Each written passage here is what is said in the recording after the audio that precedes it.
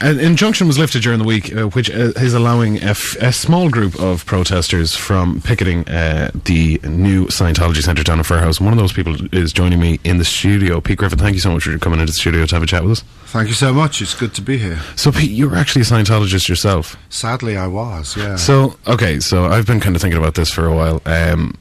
I think best off is to kind of just start off at the beginning, get a good kind of grasp of your background. How kind of talk us through how you kind of got into the Church of Scientology first. Yeah, through a series of coincidences. You know, I think initially my brother got involved. He told me about it. He tried to get me to read this book, Dianetics, which I think I did. Yeah, although I've no recollection of that.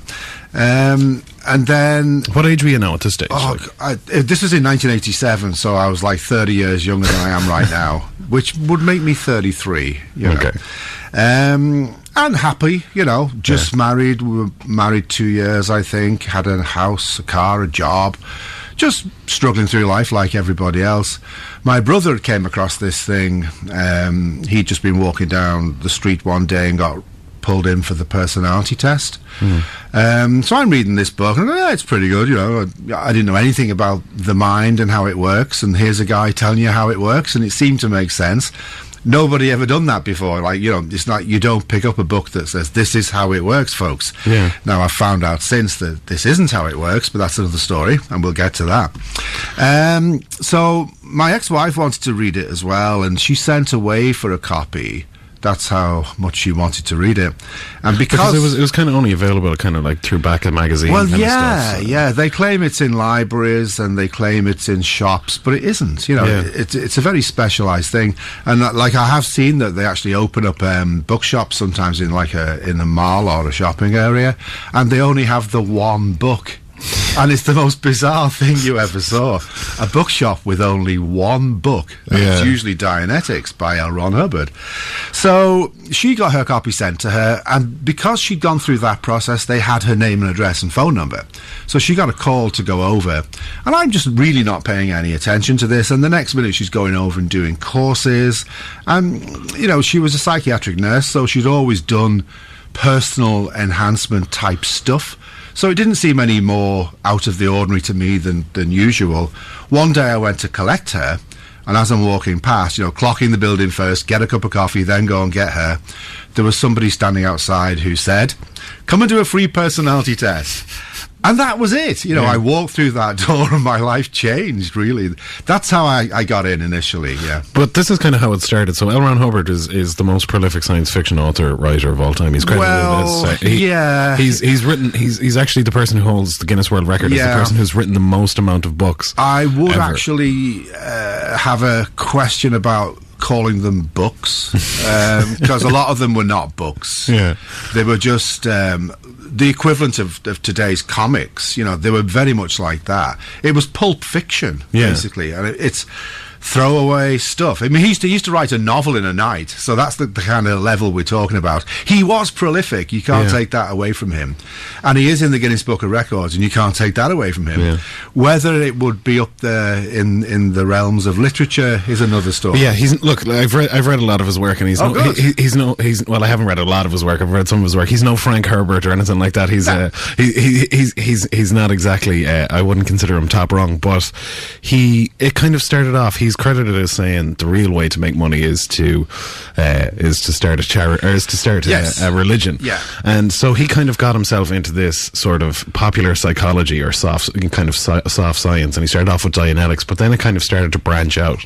Yeah, I think what happened, he did, I think, with help, write the book Dianetics. Now, when you break it down, the book Dianetics consists of hypnotism, Freud's abreaction therapy, which is basically going back to moments in your past and discharging the emotional charge that's associated with it, general semantics, which I know nothing about, but apparently it was devised by a fella called Count Alfred Korbinski, a Polish guy. Well, he has to know what he's talking about. Oh, come on, yeah. And the other thing is utilitarianism, which basically is like, if you have to make a decision, you consider the good of all rather than just the good of one or two, you know. So in other words, it's pretty much common sense, and that Hubbard had a knack for, taking the good bits of things and distilling them and putting them into one thing. So yeah, he produced this book, or he published this book, Dianetics, and it did take off. There was a massive groundswell of people, doing Dianetics. People were getting wins and gains. Now, what I've since realised, if you talk to anybody about your problem, you're going to feel better when you come away from it. So it's not much different to that, but there was a little more thrown in, and definitely stuff like, the hypnosis angle. Oh, without a doubt. I mean, for years I didn't think it was hypnosis, and the reason I didn't think it was because L. Ron Hubbard says it isn't. But of course it is. So, that's the thing. You said after you kind of followed your wife into this more so than anything. Like, a lot of people won't kind of understand when it comes to Scientology. Like, do you have mass? Is there a God? Like, what is the central? Oh gosh, no. What is the central belief system? Is it all soft science, or is there any kind of grand overarching thing that you believe in? The short answer is no. It's a religion that doesn't have any beliefs. It claims to be scientific, and they have a saying that's if it's true for you, it's true, and if you can't see it now, just wait till you get a little bit further along. You'll be able to understand all this, and you will see it. So is it a case that it's a bit like EA games? Like the more stuff you want to unlock, you have to pay. Yeah, it's Pokemon Go. Yeah. Only they're charging a lot more money, and as in Pokemon Go, you reach various levels. In Scientology, you're supposed to increase in your spiritual awareness, and your superpowers are supposed to come to you eventually. None of it happens. The interesting thing about going back to Hubbard's book Dianetics, he claims to have made a couple of hundred clears in the book, and clear is when you get rid of your reactive mind, which is the same as Freud's unconscious. It's where all the bad stuff is stored. Like, imagine you've got a box in your mind and all the bad stuff's in there. So if you get rid of that, you're clear. He claims to have made a couple of hundred clears, and yet you never hear of them ever again. So where are they? What happened to these people? Then it gets really interesting, because he gives a lecture in 1958, which is 8 years after the publication, where he goes, I've a confession to make. I didn't make any clears back then, but I can do it now. And then jump forward another 8 years, and the first clear is announced. So you think, well, hang on, there's something going on here that doesn't add up, And all the first 100 clears, I mean, it's a terrible fate that's happened to them. Most of them are declared suppressive person, which is like the bad guy in Scientology. So you're speaking out against Scientology. Would you be considered by them as a suppressive person? And so would you, because you work in the media. Oh yeah. Oh, brilliant. Oh yeah, absolutely. The police, judges, barristers, doctors, psychiatrists, psychologists. Basically, you're looking at anybody that Hubbard had a grudge with is a suppressive person. So speaking out about Scientology, you don't do that, and that's where the problems start. Because let's say if I'm a young fella and I get into Scientology, and my mum and dad are going, I'm not sure about this, then you tell your Scientology friends, and they go, ooh, well, maybe they're suppressive people, and if you're associated with one of them, then the gains you've got so far, you'll lose them.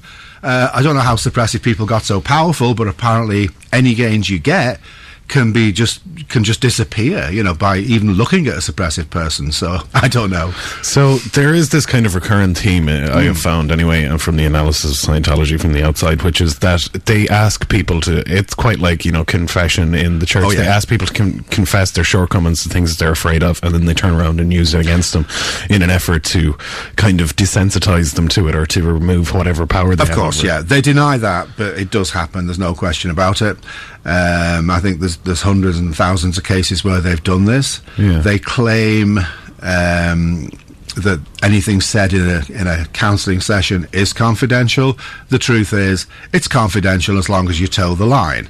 So if you go to mass, and if you go to confession, you confess and you get given some penance and you do it, and you can walk away, feeling lighter and better. Climb the reek, come down again, you're a new man, In Scientology, you'll push it to the back of your mind until the day you fall out, and then all these things that you'd forgotten about start getting thrown back at you, and you think, oh yeah, okay. And I think we've all got something in the closet, or wherever these things are kept, So, yeah.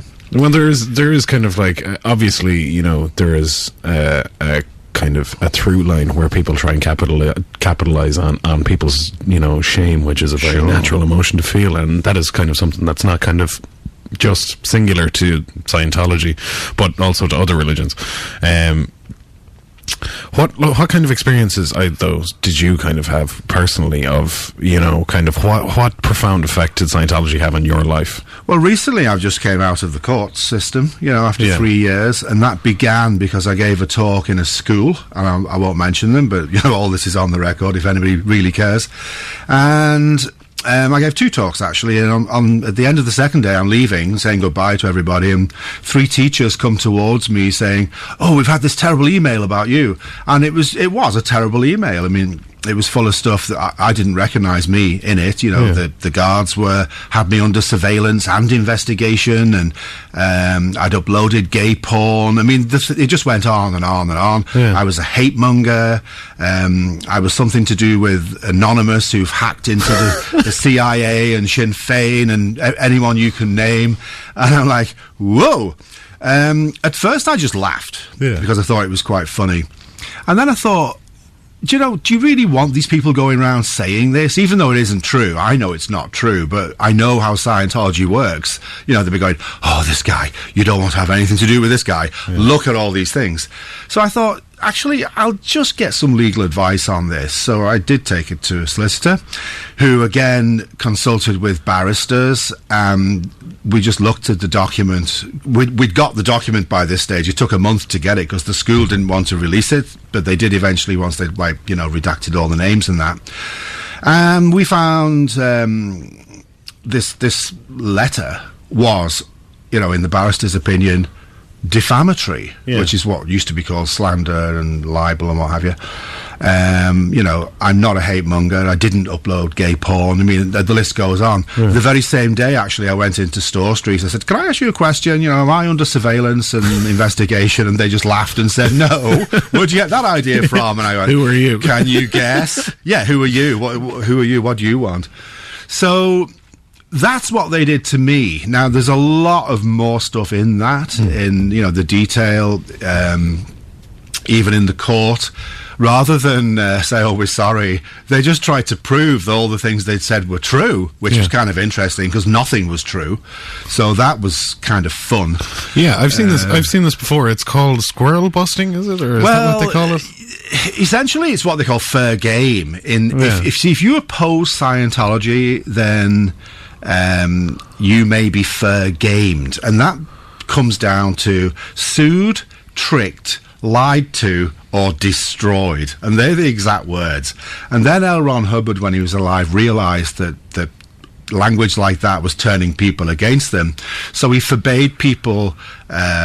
You were forbidden to use the term fair game. It was still there, you just didn't call it that anymore. And he's done that a few times with Scientology policy, like even calling people suppressive persons is pretty horrible. That's changed its name. It used to be, initially it started off as Merchants of Chaos, because we thrive on chaos. I'm like, oh, okay. I'm kind of disappointed that I'm a suppressive person now and not a Merchant of Chaos. Well, you are really, that would have been Merchants right. of Chaos was the forerunner, and then it became antisocial personality. The interesting thing is, like, even though Scientologists are dead against psychology, they very often fall into using psychological terms without realizing they're doing it, which is, hang on a minute, okay, right, suppressive person does sound a lot like, kind of, it does sound like there's some shared language there between, like, enablers and things like that. So it does seem like they are looking towards psychology. Well, they have to borrow from even though psychology. they don't agree with psychology whatsoever. Yeah. Well, when he did the initial book, and it was a lot ripped off from Freud, he went through it, apparently. I mean, I'm not going to say this happened because I wasn't there. Yeah. But apparently with 5 lawyers and doctors, and they went through it to make sure that they hadn't just copied any sections of Freud outright. And, so... Well, where he calls it the unconscious mind, we'll call it the reactive mind, and he calls it abreaction therapy, we'll call it, and, auditing. And basically that's what they did. They made sure that there's going to be no comeback. It was ripped off. In 2008, you saw a protest about from people who were saying that Scientology was this or was that, and this is what you described as being the penny drop moment for you.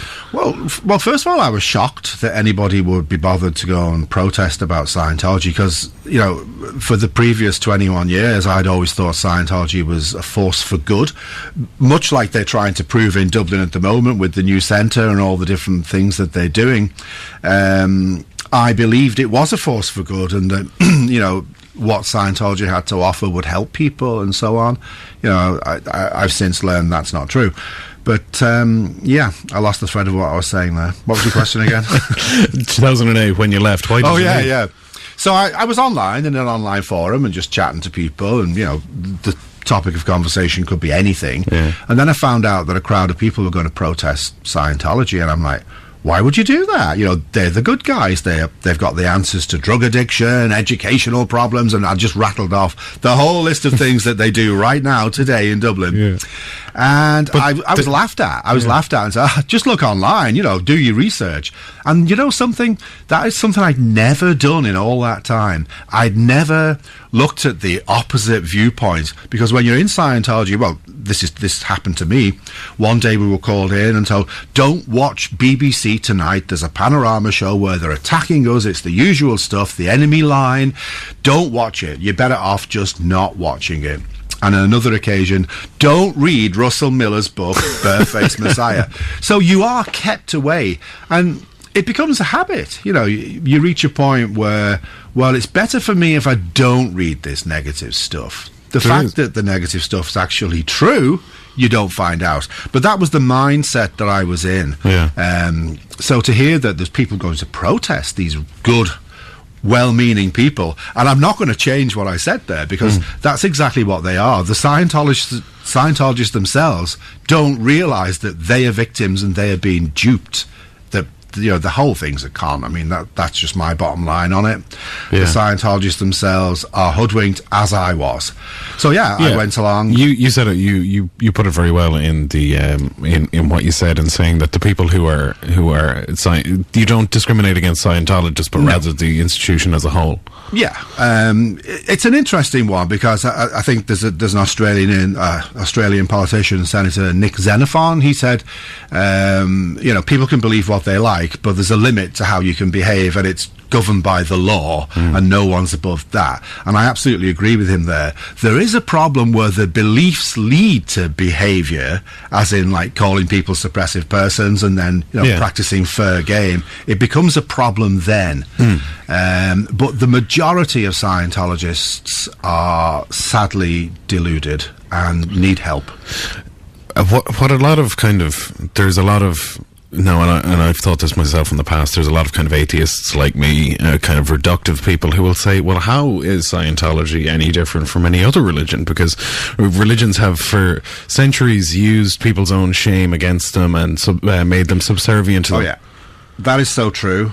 I think, though, if it was possible to get a whole load of buckets and put bad stuff in the buckets so that they start to fill and overflow, I think you'd find that Scientology ticked most of the horror, like for example, breaking up families. Okay, yes, it's possible that some religions would do that, but when Scientology shafts you, they do it so thoroughly in so many areas of your life: family, yourself, emotionally, spiritually, mentally, financially. I mean, the list goes on. Other religions do some of these things. Scientology ends up doing all of them. Your whole life can be destroyed, and the best of it is you don't know it, and you'll be walking around with a smile on your face and thanking them for it. You know, so it's a brilliant scam. You know what I mean? L. Ron Hubbard, hats off to the guy for coming up with this and dying a rich man with $680 million in cash, you know, in bankers' boxes in his bedroom. Surrounded by beautiful women who were in the Sea Org. And, of course, let's not forget that.